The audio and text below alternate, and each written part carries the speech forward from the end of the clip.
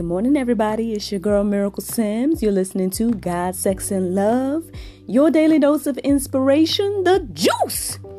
Happy Monday, everybody. Happy Monday. It is June 22nd, 2020. And before we get started with the juice this morning, I guess I want to just give you all a few updates. Man, for whatever reason, it feels like it's been such a long time since I've been talking to y'all, even though I just talked to you on Saturday. But anywho,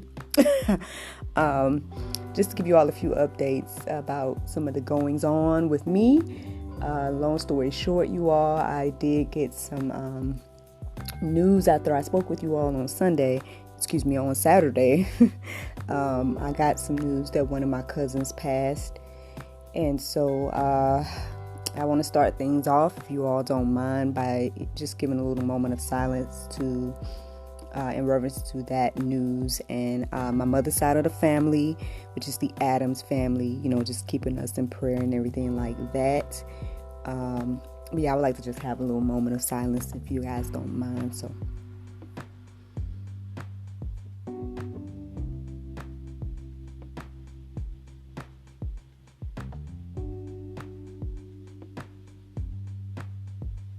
Thank you all for that time. I appreciate it. My cousin was named Pearlie Mae Adams. And I just wanted to do that in her remembrance and everything like that. I'm sure we'll get more information in regards to her funeral and whatnot. I guess I'll get that information soon, or I'm sure sometime this week. But yeah. So as you guys can see, there was like a lot of different emotions to feel over the weekend. I spoke with my sister briefly, and I just was kind of sharing with her that it's kind of hard for me to fully process certain emotions. I think, I did not mean to talk to y'all about this, but okay. I'm kind of reminded that, like, growing up, it's so interesting because clearly I'm an emotional person. And obviously, as an actor, I channel a lot of different emotions and everything like that. But for whatever reason, I guess when it comes to death, it's like, it's not that I didn't know what was going on. I think I wouldn't necessarily always cry. I think I just processed it a little differently. There's only been like a few occasions that I would cry over someone's death. So, and I don't think that means, I don't know if there's anyone else that's like that out there. And it doesn't mean that I don't care. And that's what I hope that, people would understand that. I think I don't know. I think it for me to just, one, it's like processing it all. And then two, like I said with the weekend, there was a lot of emotions to feel because I had to go forth and I guess spread joy. So I guess I couldn't allow myself to go deeper in that regard and feel that sorrow of her loss, or of the loss of her. I guess I had to just hold on to the memories of, the times that I spent with her and then, encourage my, her daughters and everything like that in this time. So, but anywho, so some other things, as you guys know, or you might not know, but if you follow me on Instagram, you probably know that I did a little girl's birthday party on Saturday. So yeah, after getting that heavy news, I had to go and spread some joy and light to a little girl. I was able to play a role that, Lord, really? Okay, fine. Well, if y'all know, I think I shared with you all in one of my in my testimony that I used to work at Disney and everything like that, and how I really didn't get opportunities there, X, Y, and Z. Well, funny thing is, I ended up playing the princess that they created, which is Princess Tiana, for the little girl for her birthday, and it seemed to go really well. I know afterwards, a lot of people have been, liking the pictures and commenting and everything like that, but And I was able to see some of the video footage. That was cool. And then the little girl left me a, well, I wouldn't say me, but she did a video and, you know, thanked Tiana for coming and everything like that. It said that she loved her and stuff. So, I mean, you know, how sweet is that, right? So shout out to that family. Thank you guys so much for allowing Miracle Plays to bring your party to life. So that was an awesome thing that happened over the weekend. And then, of course, yesterday was Father's Day. We did it big around here. At least I tried to. You know, I said we popping bottles for Papa. That was the hashtag for my husband yesterday. But yeah, you know, we started off with the little brunch that I had delivered. Okay, ain't even gonna play around with y'all and act like I cooked that brunch. I did not. Waffle House did. But I did cook dinner. So I went hard on dinner, y'all. You know what I'm saying? Dang, I didn't prepare to tell you guys the menu. Okay, I made some ribs now, but they weren't regular ribs. They were like Asian, like a Japanese type of rib. So I don't even want to play around and say the name right now because one, I didn't write it down for y'all and I don't remember the full name. So, but it's all on my Instagram and everything like that. So if you're interested in those ribs, check it out. I think they came out quite tasty, if I say so myself. I made some the ribs, the white rice. I made some stir fry, veggies, some egg rolls, and what I call holy brownies, which husband told me they didn't come out right.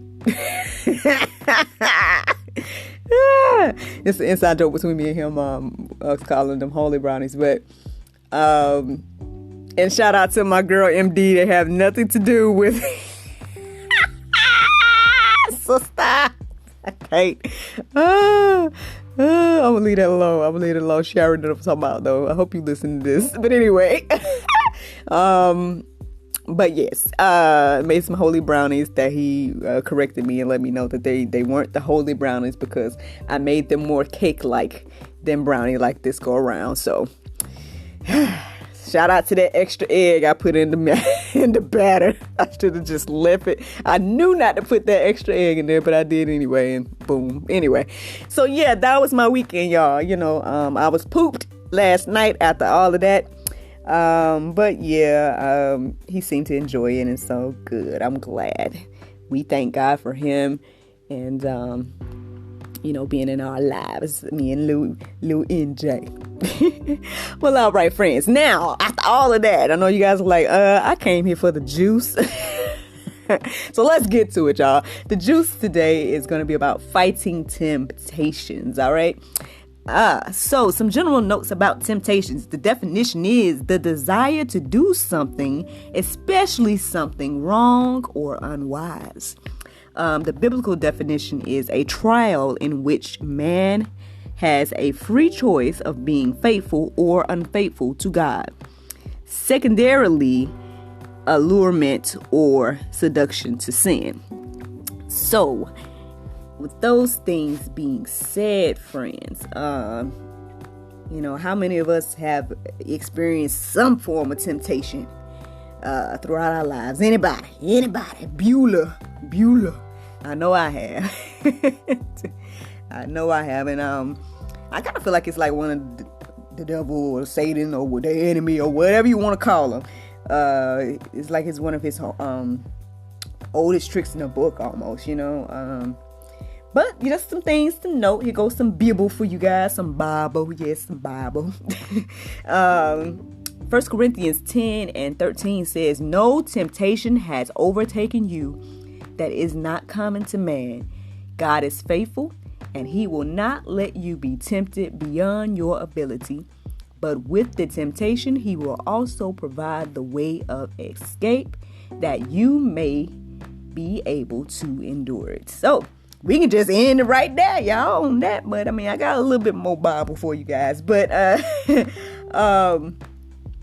yeah, you know, at the end of the day, let me go and read this. Let me read this verse right here. This is going to wrap up what I was just about to say. James 1 and 14 says, but each person is tempted when he is lured and enticed by his own desires. Woo.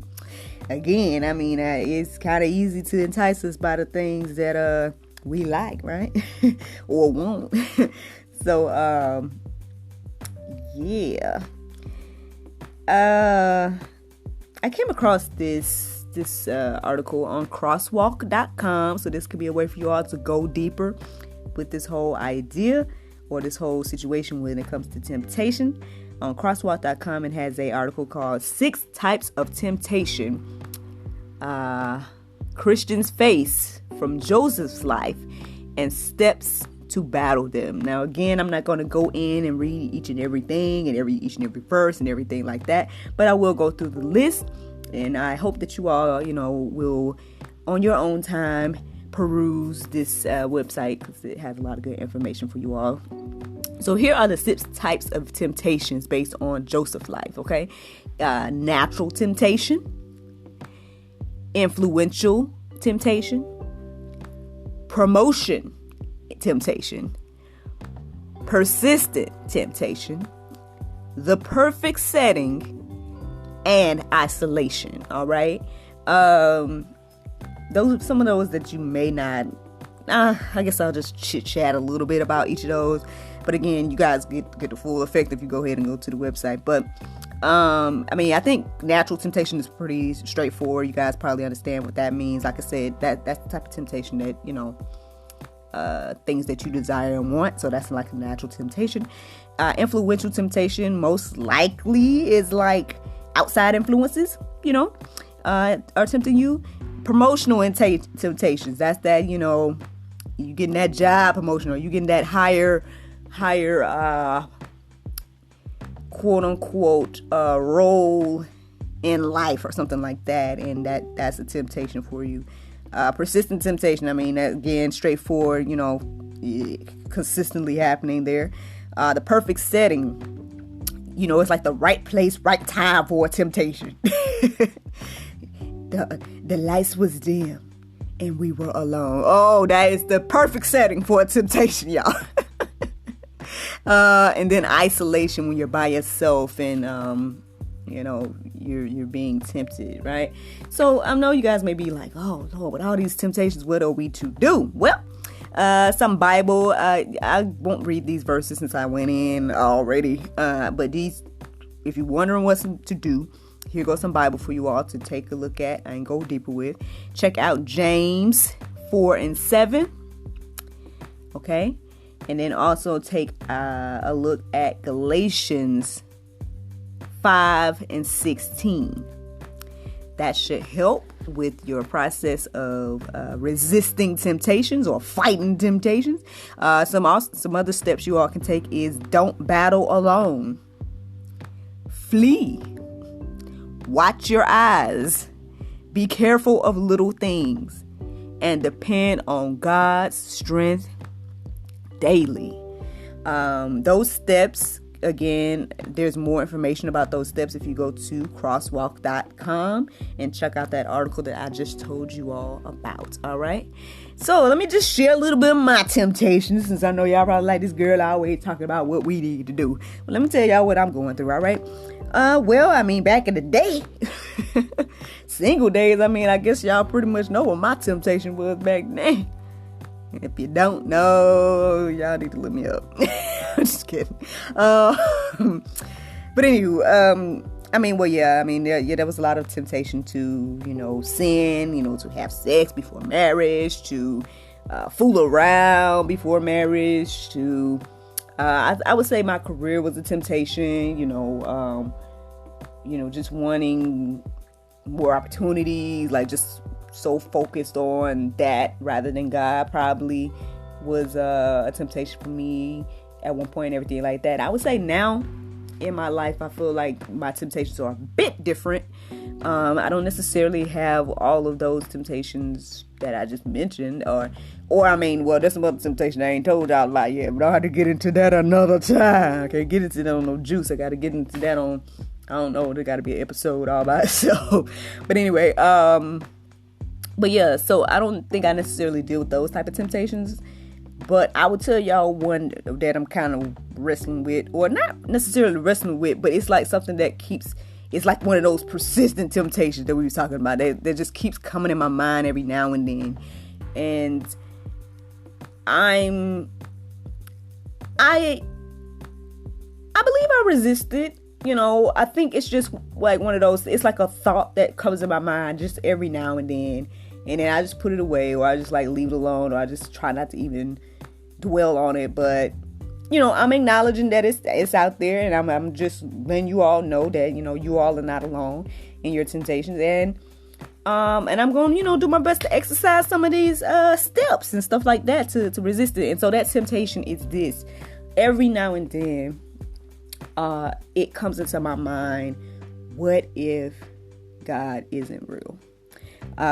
Like, for example, when I listen to, again, check out that David Lynn. You can't help but listen to this guy right here, David Lynn, Christ's Forgiveness. I listen to him and his debates and stuff like that. And, people debate him all the time about, the word, the Bible, God, just everything.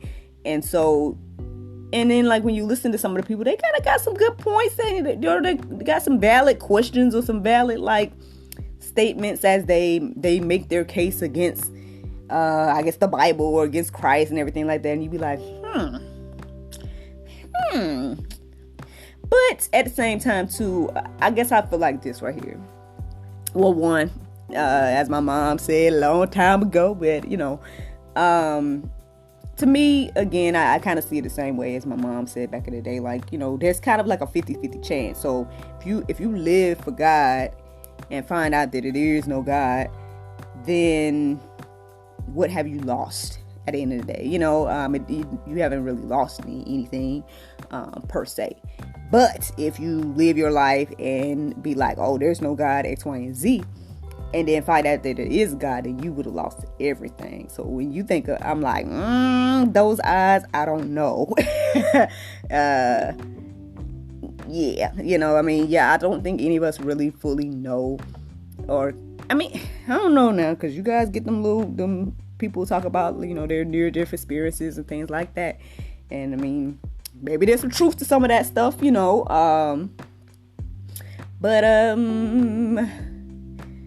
I don't know, y'all. Again, it crosses my mind every now and then, but again, like I said, to me, 50-50 chance. To me, those eyes, I don't know if I want to play those games.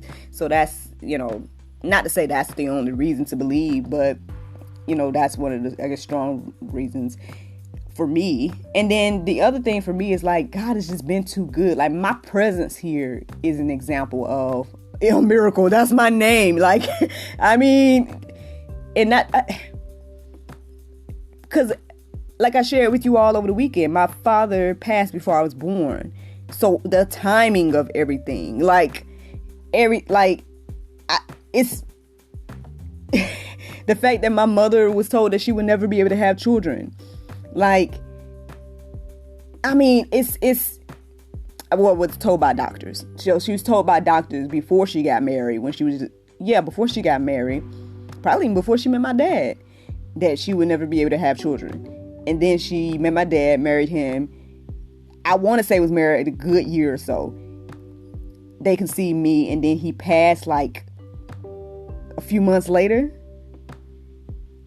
Come on. I don't know about y'all, but and then again, the whole miracle of birth is it's a crazy, remarkable thing. Like I said, I experienced it with my son now, and to me, just literally thinking about those details is like, wow. And I look at him sometimes. I know in the beginning I would do it all the time. Just look at him and be like, yo, you are here. If anything about that moment was different, you would not be here. You would not be you. And that's crazy to think about. Just that alone. And so, never mind any of the other beautiful things and miracles and blessings and things that God has done for me throughout my life. So that thought might come into my mind, but I can't sit there and just, like I said, this is probably the most that I've dwelt on it just by talking to y'all right now. For the most part, it comes into my mind and I just push it out, or I just don't even acknowledge it. But yeah, I'm just trying to be honest with you all that I still am tempted, So yeah, when you come to Christ, I don't know if you are a Christian or if you are becoming one or whatever the case is. Don't think your temptation is going to be gone. That's one thing I'm going to go ahead and share with y'all right now. Y'all probably going to get more tempted when you come to Christ. More temptation. And then when you fight those temptations, you're going to get some different ones. That's all I'm sharing with y'all this morning. So, so I hope that encourages you. No, but honestly, I hope that, knowing the truth will help you to, continue to fight those temptations. Like that main thing, that last step right there, depend on God daily. God's strength. Depend on God's strength daily. That is going to really, really help us with this and everything like that. So, if you guys are experiencing some temptations as well and you want to go deeper, another thing that you guys can check out is also on crosswalk.com. It's another article called How to Chase Away Temptations, Doubts, and Fear.